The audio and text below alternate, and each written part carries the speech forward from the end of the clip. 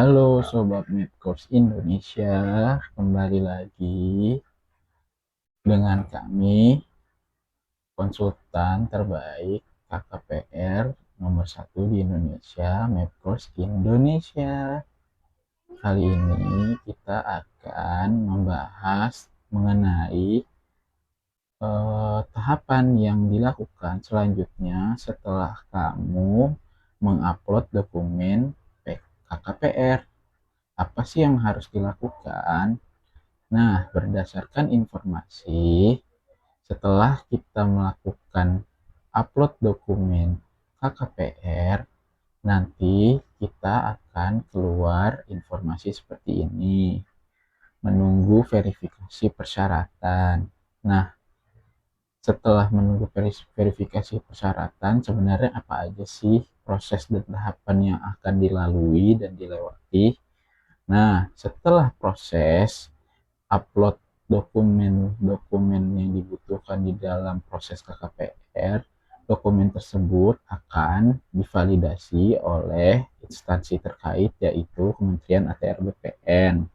Nah, jika dokumen kamu sudah lengkap, baik dan sesuai dengan standar yang dibutuhkan oleh Kementerian ATR BPN, maka proses selanjutnya kamu akan terbit surat perintah store atau surat pembayaran PNBP, penerimaan negara bukan pajak. Nah, kalian hanya diberikan waktu 7 kali 24 jam dalam membayar bill yang akan tergenerate oleh sistem OSS. Jadi pastikan kalian membayar dalam waktu 7 kali 24 jam setelah SPS-nya terbit ya. Karena kalau tidak kalian bayar, maka kalian harus mengulang kembali, mengajukan dan membutuhkan waktu lagi untuk divalidasi oleh Kementerian ATR BPN. Kalian gak mau kan, sudah nunggu lama, gak taunya dokumen kalian ditolak, dan gak taunya dokumen kalian itu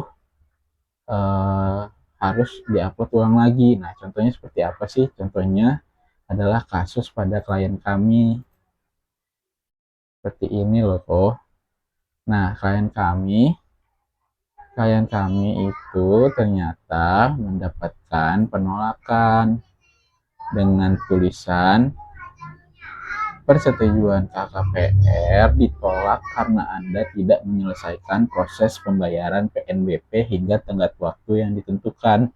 Nah, kalian tidak mau kan ditolak hanya karena masalah sepele seperti ini? Nah, kali ini kita akan mempelajari gimana sih cara mendownload SPS atau surat perintah setor dan bagaimana sih cara membayar SPS tersebut. Yuk mari kita bahas langsung di akun OSS. Pertama-tama kita buka dulu akun OSS-nya. Nah, kalau misalkan kita sudah buka akun OSS-nya, kalian itu harus melihat dulu nih kegiatan kalian ada nggak, prosesnya seperti apa. Nah, caranya adalah perizinan berusaha, kelola usaha, lalu kegiatan usaha. Setelah itu, kalian akan masuk ke menu atau interface seperti ini. Nah, di sini kalian perlu lihat mana saja kegiatan usaha kalian yang statusnya telah berubah. Nah, awalnya misalkan menunggu verifikasi, nanti bisa saja berubah menjadi pembayaran atau pembayaran PNBP seperti itu. Nah, kalian harus sering ngecek dan harus rajin-rajin mengecek statusnya. Karena apa? Karena belum tentu verifikasi dan status prosesnya itu diupdate melalui email atau bahkan belum tentu dikirim dan ada notifikasinya. Jadi kalian harus rajin-rajin mengecek status dari pengajuan kalian ya. Nah, contohnya ini misalkan nggak mau kan kalian misalkan menunggu verifikasi persyaratan, ternyata sudah masuk ke tahap selanjutnya tapi kalian malah ditolak seperti itu. Nah, apabila kalian sudah berubah statusnya, kalian harus hafalkan atau kalian harus copy paste nomor kegiatan usahanya yang sudah berubah statusnya, lalu kalian copy nomor kegiatan usahanya dan kalian pindah ke menu pelacakan. Nah, kita klik pelacakan.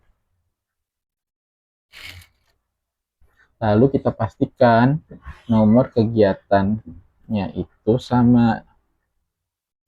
Misalkan kita tulis saja di sini ya. Nah, di sini nomor kegiatannya adalah belakangnya 7420. Berarti kita coba di sini cari yang 7420.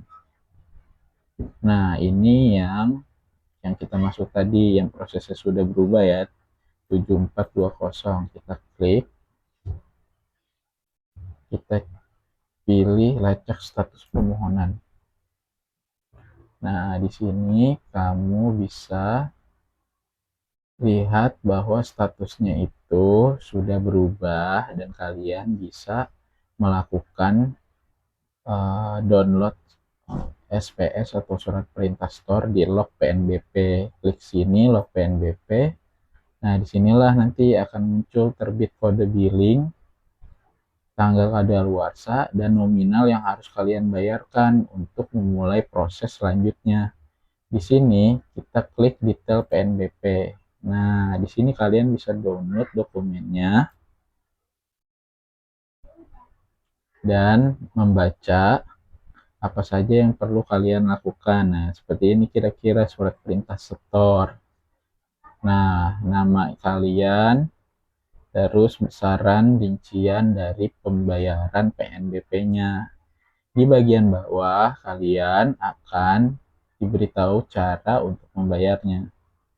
Nah, pembayaran dapat dilakukan melalui ATM Bank, kode pembayaran Simponi 82025 dan seterusnya sebelum tanggal 28 Desember. Nah, jadi pastikan kalian membayar PNBP sebelum tanggal yang sudah ditentukan oleh Kementerian ATR BPN ya.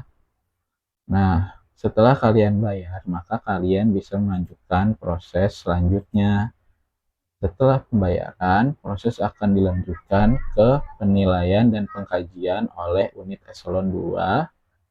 Setelah itu, jika perlu ada rapat pembahasan, maka akan disampaikan bahwa akan ada rapat pembahasan dan selanjutnya akan ditandatangani oleh unit eselon 1 terkait atas nama Menteri ATR BPN. Nah, setelah itu KKPR terunggah dan pelaku usaha dapat mengunggah PKKPR yang sudah disediakan oleh OSS. Nah, begitu kira-kira.